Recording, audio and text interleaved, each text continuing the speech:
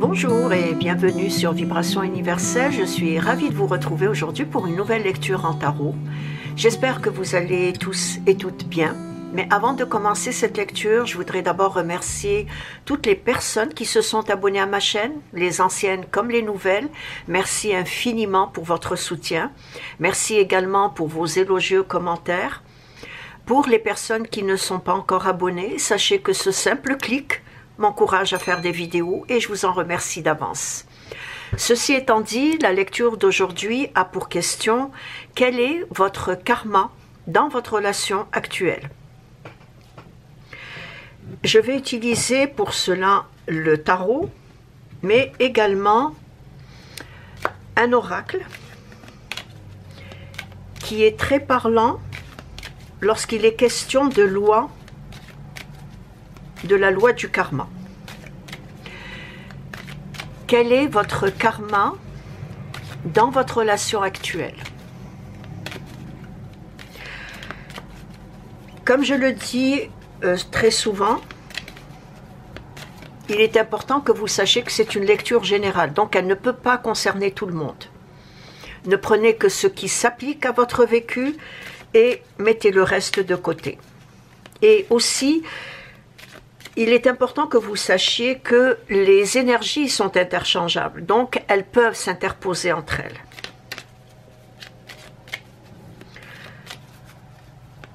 Quel est votre karma dans votre relation actuelle? Donc, je vais ouvrir les cartes de l'oracle que je vais appuyer par le tarot. Ensuite, j'interpréterai la lecture.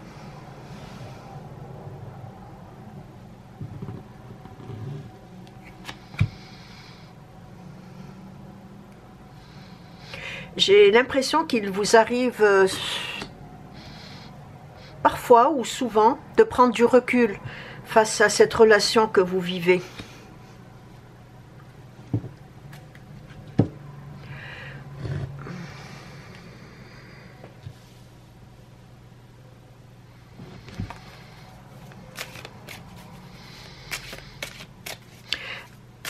Vous prenez du recul, non pas parce que la relation est toxique ou négative, mais vous ressentez ce besoin de prendre ce recul.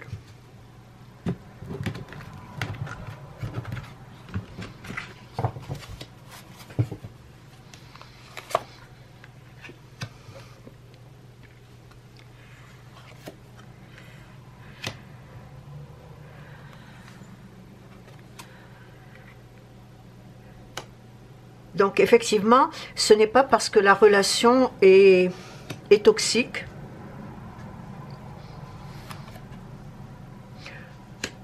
ou négative, mais vous ressentez ce besoin de comprendre. Oui, c'est ça, de comprendre le sens de ce que vous vivez au sein de cette relation.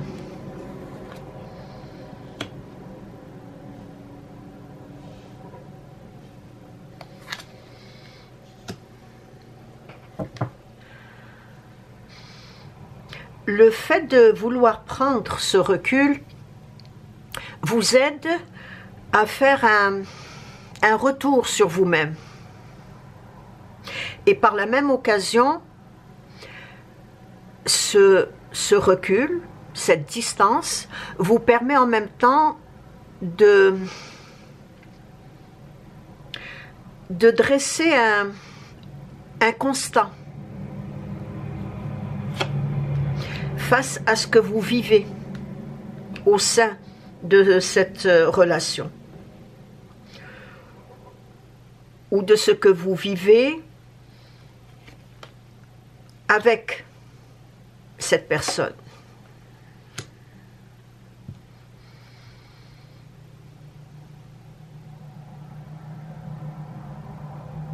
Donc, le fait de prendre ce recul, cette distance, vous aide, comme je l'ai dit, à faire un retour sur vous-même, mais vous permet en même temps de dresser ce constat en lien avec certaines contradictions par rapport à ce que vous ressentez et à ce que l'autre personne vous envoie comme image de vous.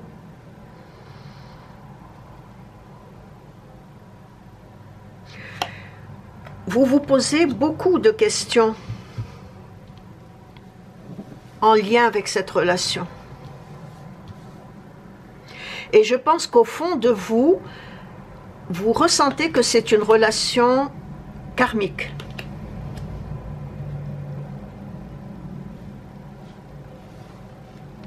Et qui dit relation karmique dit également leçon de vie.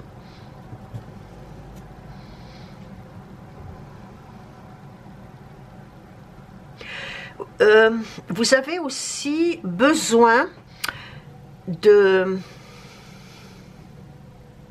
corriger votre perception émotive qui est parfois faussée ou affectée soit par ce lien, soit par un lien antérieur.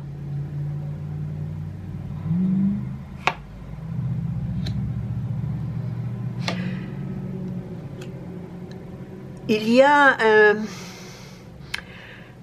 pas mal d'émotions. En tout cas, vous ressentez beaucoup d'émotions avec cette personne.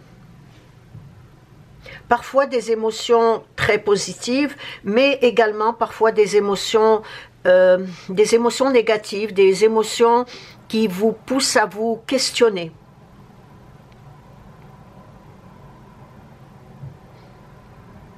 Et ce questionnement vous aide, ou du moins vous permet de dresser ce constat.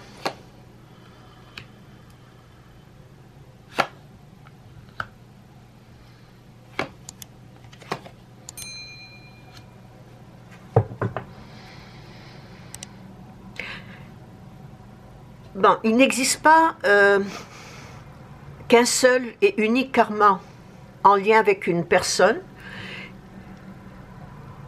surtout s'il y a un lien d'attachement avec cette dernière. Il existe plusieurs leçons de vie à acquérir au sein d'une relation.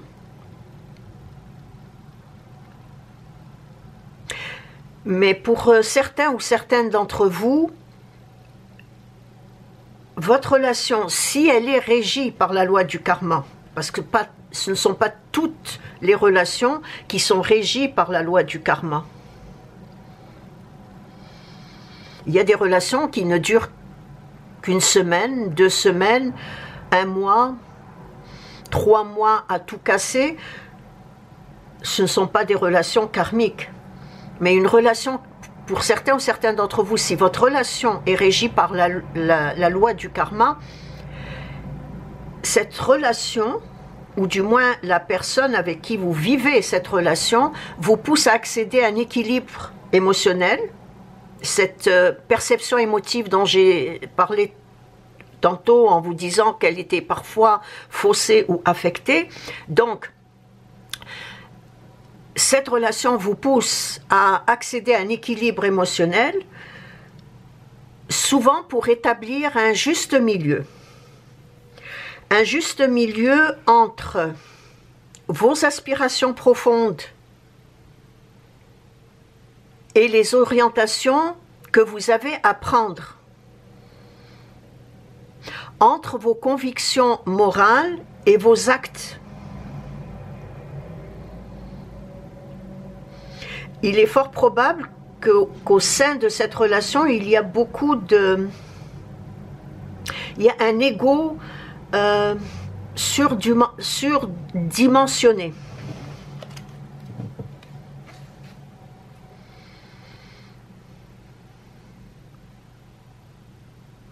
Donc, cette relation vous pousse également à mettre en lumière vos réels désirs, vos réelles ambitions.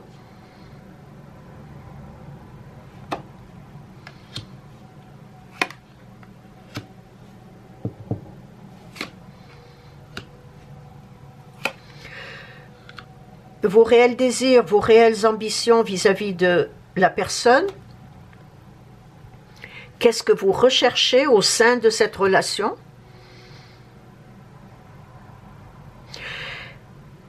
Donc, elle vous permet de mettre, ou elle vous pousse plutôt à mettre en lumière vos réels désirs et vos réelles ambitions face à la relation ou face à cette personne. Mais en même temps, elle vous pousse à renoncer aux illusions et aux fausses croyances que votre mental, votre ego, entretient ou a entretenu durant des relations antérieures ou durant votre enfance. Possible aussi.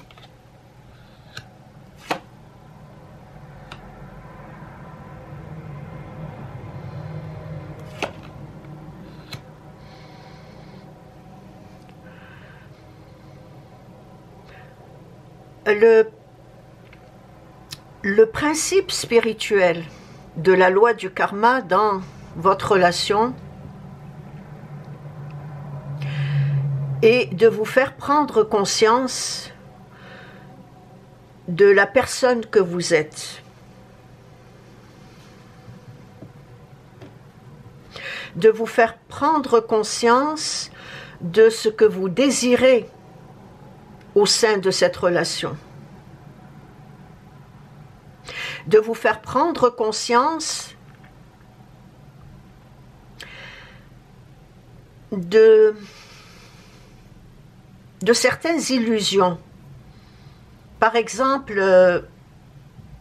le don de soi, un sacrifice volontaire de votre part vis-à-vis de cette relation. Donc, le principe spirituel de cette relation karmique, c'est de vous faire prendre conscience de tout ce que je viens d'énumérer.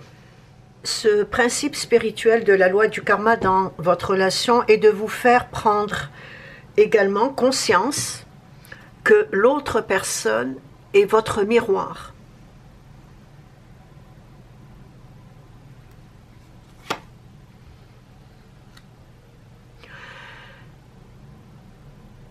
Et que ce lien vous pousse à expérimenter,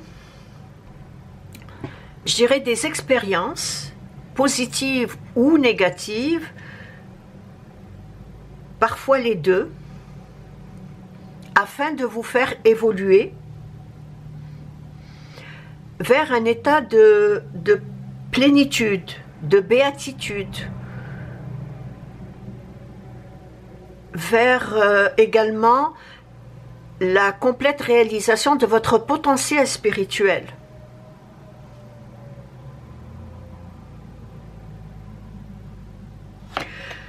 Toute relation dans laquelle il y a un attachement affectif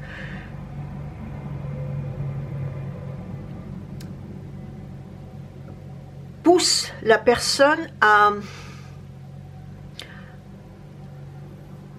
comprendre ce qu'est l'ego afin de, non pas le bannir totalement, mais afin d'en prendre conscience. Que parfois, et très souvent, c'est le mental qui passe avant l'émotionnel. Soit à travers les comparaisons, soit à travers les décisions, parfois regrettables. Donc c'est souvent le mental qui passe en premier, plutôt que l'intuition, plutôt que d'être à l'écoute de cette voix intérieure qui, elle, ne vous mentera jamais.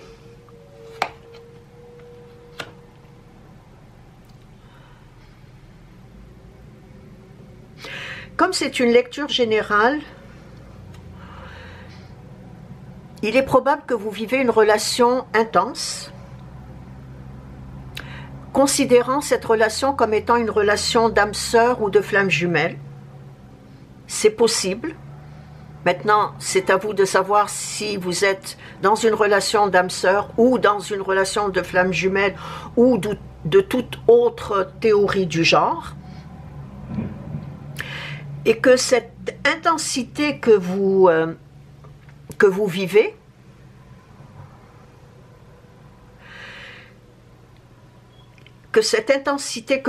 se traduirait par un lien fusionnel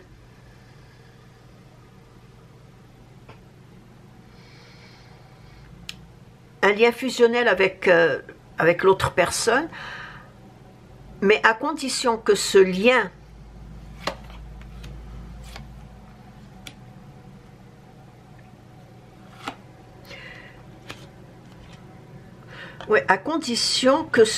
fusionnel que vous vivez avec l'autre personne ne soit pas à sens unique, mais plutôt à double sens. Et s'il est à sens unique,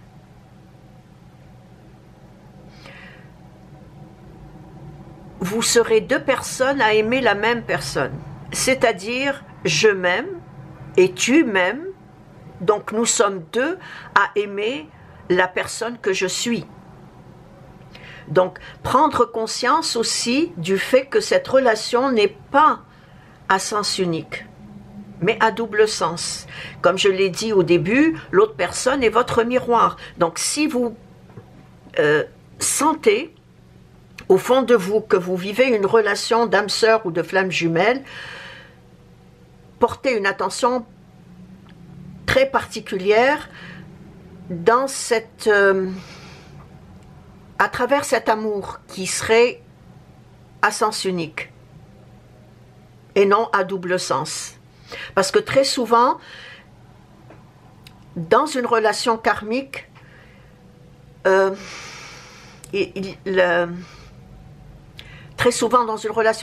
relation est à sens unique. On est deux à aimer la même personne. Tu m'aimes et je m'aime. Donc, si ce lien est fusionnel, portez une attention très particulière au fait que si la relation est à sens unique ou à double sens, sans omettre que l'autre est votre miroir.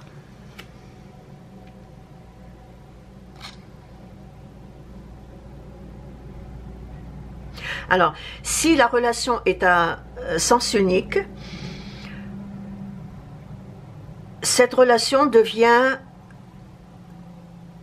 ou du moins votre karma dans cette relation, devient celui du sacrifice volontaire,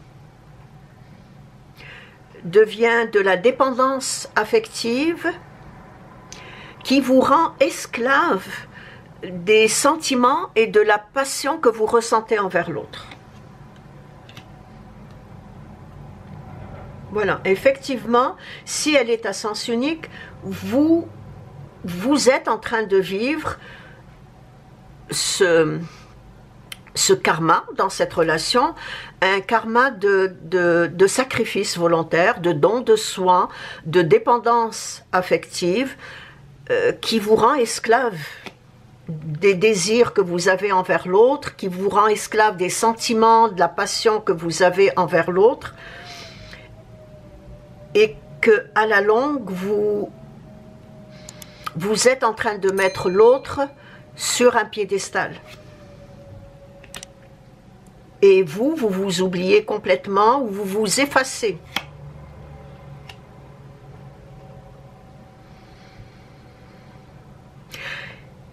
Par contre, si cette intensité du lien fusionnel que vous vivez est présent, mais à double sens, ben je dirais que votre relation karmique avec cette personne est simplement afin d'accroître vos sentiments vers un équilibre ou je dirais vers quelque chose de noble, quelque chose d'élevé, de sublime même. Si la relation est fusionnelle mais à double sens. Donc si elle est à double sens, qu'elle est fusionnelle et à double sens, elle vous permet d'accroître vos sentiments vers ce quelque chose de noble, d'élevé, de sublime, de gracieux, de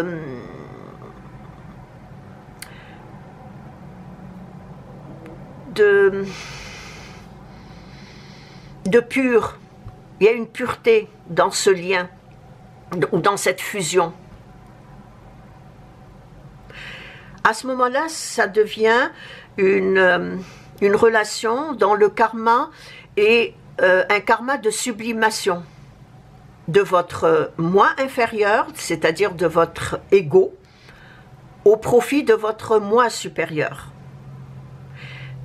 Par le biais de cette relation ou par le biais de cette personne, en n'oubliant jamais que l'autre personne est votre miroir. C'est très souvent le cas dans des relations karmiques. Lorsque vous prenez conscience que l'autre personne est votre miroir, cela vous permet de corriger certains écueils que vous avez, ou de guérir certaines blessures que vous transportez avec vous, soit de vos vies antérieures, soit de votre passé, soit de votre enfance.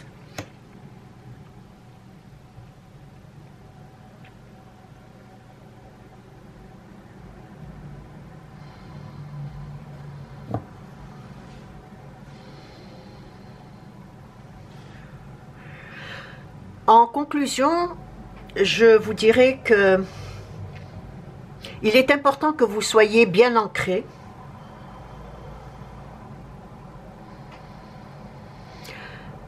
que vous ayez également un équilibre psychique bien établi pour que votre karma dans cette relation contribue à cette élévation spirituelle dont j'ai parlé tantôt, qui est celle d'accroître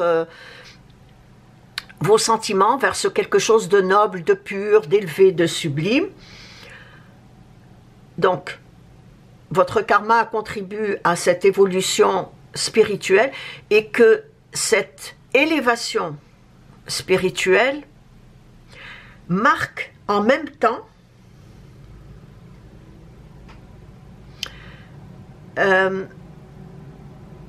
je dirais l'aboutissement de votre quête personnelle et existentielle.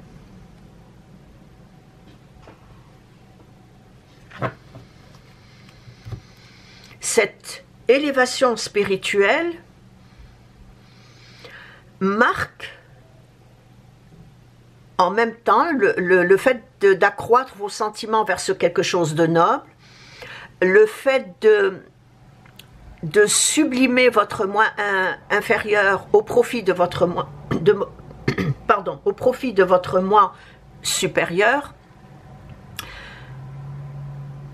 marque en même temps dans cette relation ou dans ce lien karmique l'aboutissement de votre quête personnelle et existentielle au sein de cette relation.